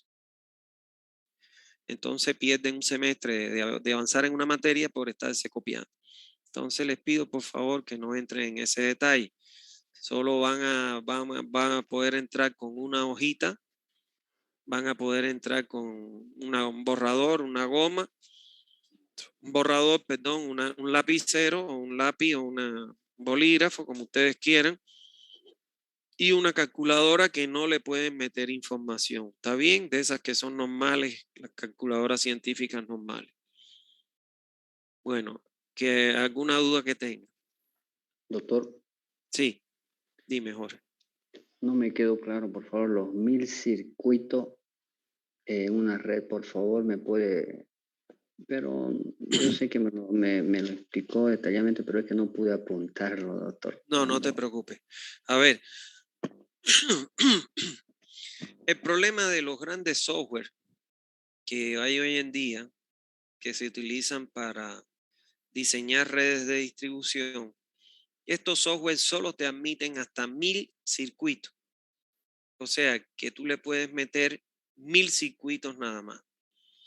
Entonces, imagínense ustedes una ciudad como Santa Cruz, usted no puede considerar que un manzano, la vuelta a un manzano se convierta en un circuito, porque si no, no podría ingresarle esa información a un software. Entonces, muchas veces cuando uno diseña, tiene que considerar dentro de un manzano varios circuitos, dentro de un circuito o una malla, varios manzanos. Cuando yo le comenté que cuando yo le hice el proyecto a Cospail, consideré dentro de un circuito hasta 9 manzanos. ¿Por qué? Porque si consideraba menos, me iba a sobrepasar de las 1000 mallas o 1000 circuitos que me permite el software que yo utilizo. Todos los softwares no te admiten más de 1000 circuitos o más de 1000 mallas. No sé si me entendiste, Jorge. Sí, doctor, ya apunté que el software admite 1000 y el circuito se considera con varias manzanas y usted lo considera hasta 9 manzanas. Depende. Hay lugares más pequeños cuya área es más pequeña. Por ejemplo, yo cuando he calculado las urbanizaciones, como las urbanizaciones son cerradas y son pequeñas, ahí yo me he dado el lujo de considerar una malla como un manzano. ¿Por qué? Porque cuando usted calcula los manzanos son 200, 500 manzanos y tranquilamente el software lo admite. Entonces hay otros lugares que son más grandes, más pequeños que para lo mejor, por ejemplo, que kilómetro 9 y el área de Cospail, y entonces usted puede considerar 3 manzanos, 2 manzanos dentro de un circuito, 4, dependiendo del área. Eso sería. Muy bien, doctor. Otra pregunta, doctor. Anoté, doctor, menor diámetro, mayor pérdida. ¿Me faltó algo Sí. más? ¿Está completo, doctor? No. Mientras menor diámetro que usted tenga, usted va a tener mayor pérdida de carga. Más adelante, cuando lleguemos a la parte de los cálculos, yo les voy a explicar el por qué con la fórmula para que lo entiendan. Pero eso sí, siempre tienen que aprenderse. Mientras más pequeño es el diámetro de la tubería, hay mayor pérdida por fricción. Y entonces la carga que tiene la bomba o la altura que tiene el tanque te la vas a comer con esas pérdidas por fricción en la tubería. ¿Está bien? Otra pregunta, doctor. Anoté punto muerto. Disculpe por tanta pregunta que quizá vi No, también tranquilo. un hidrante que estaban haciendo limpieza y dije, ¿no? ¿Qué será, no? Y dije, ¿por qué esa vez no pregunté a eso de Zaguapán, no? Porque estaban ahí ellos, ¿no? Entonces estaban botando el agua y ahí vi lo que usted estaba indicando, doctor, que limpian el hidrante y usted estaba diciendo que es incorrecto, ¿no? Ahora, la pregunta Claro. es la siguiente, ¿qué es un punto muerto, doctor? Disculpe, no pude apuntarlo completamente. Un punto muerto es un tramo de tubería que en vez de tener continuidad como en una malla cerrada, que tiene continuidad con otra tubería, termina esa tubería y aquí al final le pongo un tapón. Eso es un punto muerto, donde no hay continuidad de flujo. Eso ocurre mucho ocurre en las redes malladas, en las redes ramificadas o abiertas, en que las tuberías terminan en un punto muerto y en vez de ponerle un tapón, se recomienda colocar una válvula para poder purgar una vez al mes y sacar los sedimentos que se acumulan, porque al no haber continuidad del flujo, pues entonces la velocidad en ese punto es cero y se produce sedimentación de estos sólidos que ingresan con el agua potable. ¿Me entendiste? Sí, doctor, gracias. Los tramos que no tienen continuidad, punto Ajá, muerto. sí. Doctor, ahora una preguntita aparte del examen. Ya está las reglas claras, como usted acabo de escuchar, para tomar su examen, ¿no? Ujú, Doctor, cuando uno se gradúa, cuando es uno profesional, no quiero cambiar sus reglas, ¿no? Uno, cuando está haciendo los cálculos, utiliza la fórmula. ujú. Y yo creo y pienso que no la utiliza de memoria, ¿no? Bueno, ya la sé, no voy a mirar la apunte ni el libro, entonces la calculo, bueno. Viene esta mi observación solamente, doctor, pero yo la estoy aceptando lo que usted está en su regla, no llevar Ujú. formulario. Doctor, si cuando uno es profesional utiliza la fórmula con su libro, con su diccionario, vamos a decir, si hay palabras, uno no la está utilizando en profesional, digo, eso siempre digo en otras materias, ¿no? ¿Por qué no podemos usar algunos? Yo sé que en otras materias se utiliza el formulario, ¿no? Pero Ujú. doctor, usted, yo pienso que debería considerarse eso en una próxima, ¿no? No ahora, porque no quiero que porque estoy pidiendo, solicitando, se cambie, ¿no? Pero, ¿qué dice usted, doctor? Cuando usted es profesional o nuevo, un junior, yo pienso que ha utilizado, ha dicho, esta forma no voy a hacer de memoria, porque me equivoco. ¿Y qué vamos a hacer? Entonces, la nota y la calcula, ¿no, doctor? Ajá. A ver, te voy a explicar desde mi punto de vista académico, ¿no? Después que tú seas profesional, ya tú tienes acceso a todo, la información, libros, apunte, todo lo que tú quieras. Si yo te convierto a ti en un aplicador de fórmula, entonces tú no vas a ser buen profesional. Es como, por ejemplo, cuando yo doy los cursos de posgrado, que los doy, no doy muchos cursos de posgrado porque realmente no dispongo de tiempo. Pero cuando yo doy los cursos de posgrado, la gente asiste porque yo les enseño. Pero a mí me dicen, ¿y por qué no nos enseña, por ejemplo, un software para calcular redes? Entonces yo les digo, si yo les enseño un software a ustedes, ¿está claro? Les va a pasar lo que están haciendo en, bueno, una empresa que yo estoy fiscalizándole el cálculo, en que se vuelven mecánicos y no son capaces de interpretar lo que tienes que meterle al software y lo que tiene y lo que te devuelve el software. Está claro, se vuelve un ingeniero mecánico que lo único que sabe es meter datos y aceptar lo que le responde el software y lo aceptan. Y por ejemplo, en esta fiscalización que yo estoy haciendo, es un disparate. Se ve que son personas que no saben razonar ni interpretar lo que les dice el software. ¿Por qué? Porque cuando uno tiene el conocimiento de la fórmula que utiliza el software, de lo que hace el software en su interior, uno es capaz de poder interpretar los resultados que le devuelve el software. Entonces, con la fórmula, ¿qué es lo que pasa? Si yo te digo, lleva un formulario, en primer lugar que no estamos hablando de miles de fórmulas, porque no lo es, son formulitas simples, pero son fórmulas que tienes que tenerlo como concepto.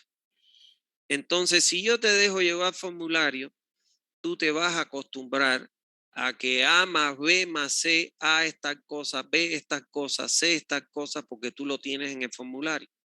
Pero no entiendes o no te identifica con esos parámetros y qué significan y qué puedo obtener como resultado y si el resultado no da, ¿cómo puedo cambiarlo? Entonces, esa es la lógica por la que yo no los dejo llevar formulario. No te obligo a que te aprendas las tablas, sino, por ejemplo, eh, ¿qué te puedo decir? A ver, cómo yo tengo el caudal medio diario? Población. ¿Por qué? Porque es para la población. ¿Multiplicado por quién? Por la dotación que me da la norma. Y eso ya me da qué cosa? Lo transformo la dotación en caudal. Y entonces es esa la lógica que yo tengo con el problema de que ustedes aprendan la fórmula que no son difíciles. Que la divido entre 86.400 segundos para transformarla de litros día a litros segundo. Eso es nada más. Caudal máximo diario. ¿Qué es lo que hago? Multiplico en medio por K1 porque ¿qué cosa es K1? Un coeficiente de mayoración. Entonces ustedes tienen que, no es reproducir K1, K1 es esto. No, ustedes ya saben qué cosa es K1. Es un coeficiente de irregularidad diaria que me mayora en medio diario para obtener el máximo diario, en medio diario para obtener el máximo diario. Y lo mismo con K2. Entonces, esa es la lógica. A mí lo que me interesa es que ustedes aprendan las fórmulas, qué significa cada parámetro, qué me puede dar como resultado, cuándo un resultado es lógico o no es lógico. Entonces, ese es mi punto de vista. ¿Está claro? como profesional, cómo yo interpreto la materia. Ahora, si ustedes tienen que, si las ecuaciones son una longaniza de cosas, bueno, tal vez perfecto que te las den como formulario, pero en este caso no estamos hablando de fórmulas que son complejas, sino que son fórmulas conceptuales que ustedes tienen que conocer. ¿Está claro? Esa es mi lógica nada más. Bien, doctor, como le indicaba, acepto la regla porque la materia no te indica Y que no te debe ser queda otra. así. Así es, doctor. Doctor, voy a comprarme el librito que estoy, como dijo un ingeniero, uno de sus colegas de usted dijo, ¿no? Cuando era estudiante no tenía libro y voy a utilizar su palabra, ¿no? Estoy huérfano, voy a comprar el libro. Usted lo escuché que dijo que todo estaba ahí en su librito, lo que está explicando en clase. Entonces, eso es lo que me falta, ingeniero. Ya estoy listo para el examen. Doctor, entonces, ¿qué fecha tenemos para el examen?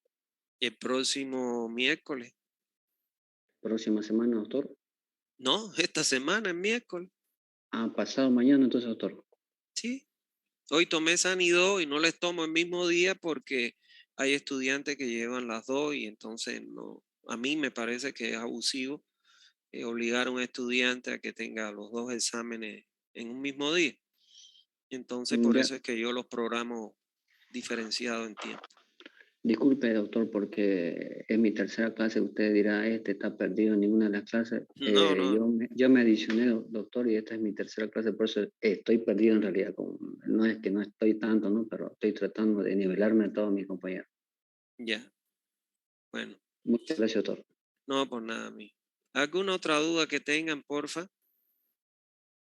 Disculpe, doctor, ¿algún requisito para el examen, carnet de identidad o...? Tienen que llevar su carnet de identidad, claro. Yo le chequeo carnet de identidad, cuando le miro la cara a su carnet de identidad y su nombre. Es obligatorio o otro documento que lo identifique si no tienen carnet de identidad. Hoy una chica llevó su pasaporte porque su carnet estaba vencido o creo que lo perdió y llevó su pasaporte. Yo se lo acepté porque es lo mismo, es un documento de identificación. ¿Está bien? ¿Alguna otra duda que tengan, porfa? Estudien, señores. Miren, yo les puedo decir que la ingeniería sanitaria, la hidráulica, sobre todo la ingeniería sanitaria, señores, tiene un trabajo tan grande, que hay tanto trabajo en ingeniería sanitaria. Yo me pongo como ejemplo, yo no doy abasto, no doy abasto, no doy abasto, no doy abasto. Miren, para ponerle un ejemplo de todas las cosas que yo estoy haciendo en este momento, estoy dando clases a ustedes en la universidad. Estoy haciendo el proyecto, el cálculo de la red de distribución de agua potable de Guarne. Estoy haciendo una planta potabilizadora de agua, construyendo, ya le hice el diseño, estoy construyéndola. Tengo un pedido, pero que me tienen contra el cerco de los dueños de Playa Turquesa para que le diseñe una planta de tratamiento de aguas residuales. Ya se la tengo diseñada, están haciendo el presupuesto porque ellos quieren que nosotros se la ejecutemos. Voy a entrar ahora en mantenimiento de otra planta que nosotros hicimos hace 4 años y no le dan mantenimiento. O sea, si se dan cuenta, es una cosa así tras otra, tras otra, tras otra, que no tengo tiempo. En Valle Grande me están pidiendo para que le diseñe la cámara de reja, desarenadora y un parcha. Y no le he podido mandar nada porque realmente no tengo tiempo. Y así hay mucho trabajo, y eso que yo no trabajo con el Estado, no trabajo con el Estado, no trabajo con las instituciones públicas, cero, no hago trabajo con ellos.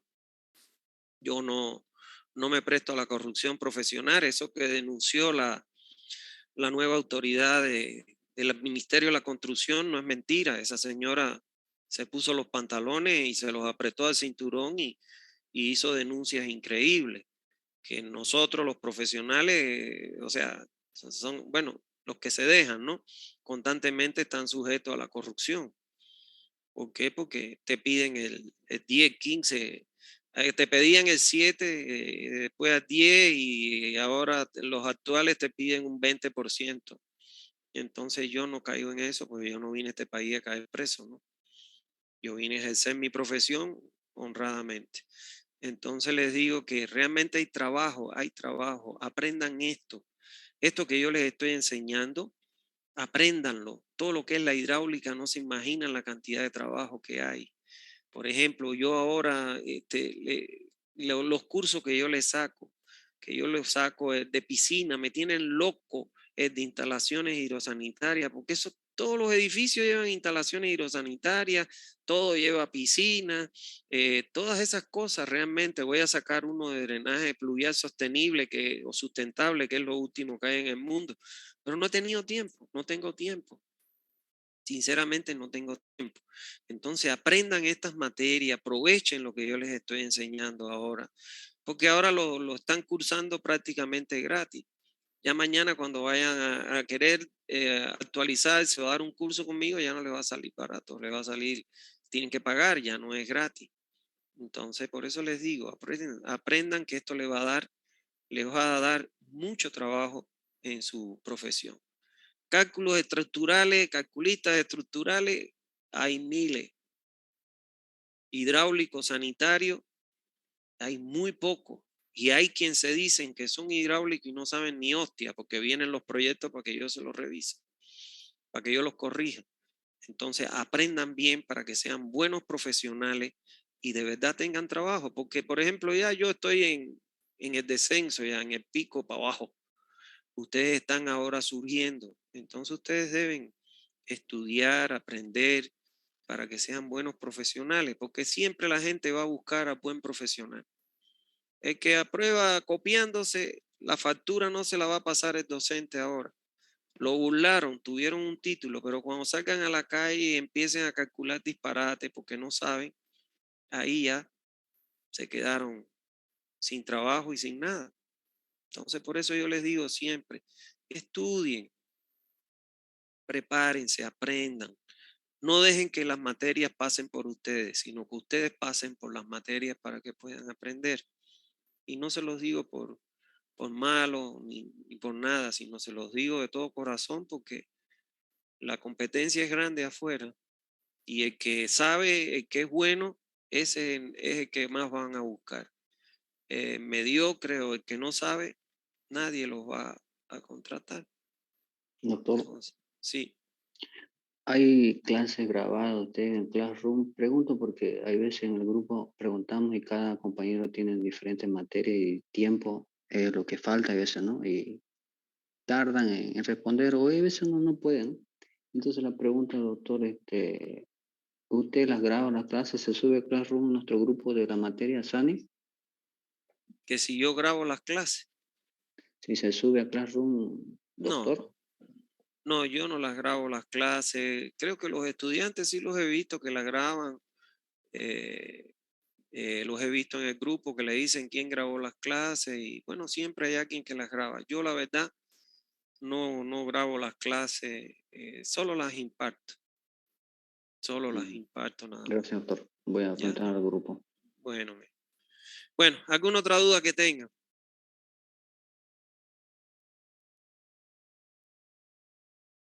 No, si no hay más dudas, bueno, entonces les digo, el miércoles tomamos el examen en el aula que les envié. Yo la voy a buscar, si quieres se la vuelvo a reenviar, pero están ahí en el grupo. Y bueno, estudien para que, más que para que salgan bien, para que aprendan, que es lo más importante. Y lógicamente, cuando uno aprende, no sale mal. El examen que yo le puse hoy de SANI 2, todos cuando salía para afuera me decían, pero facilito, pero me equivoqué en esto, me equivoqué en lo otro, o no estudié esto. Entonces, eso es importante, estudien. ¿Está bien? Teórico práctico, doctor. Sí, teórico, tiene 3 preguntas teóricas y un problemita. ¿Está bien? Bueno, como siempre les digo, un abrazo a todos, cuídense, que tengan una feliz tarde noche. Chao. Igualmente, doctor, Claro, gracias. Chao, chao.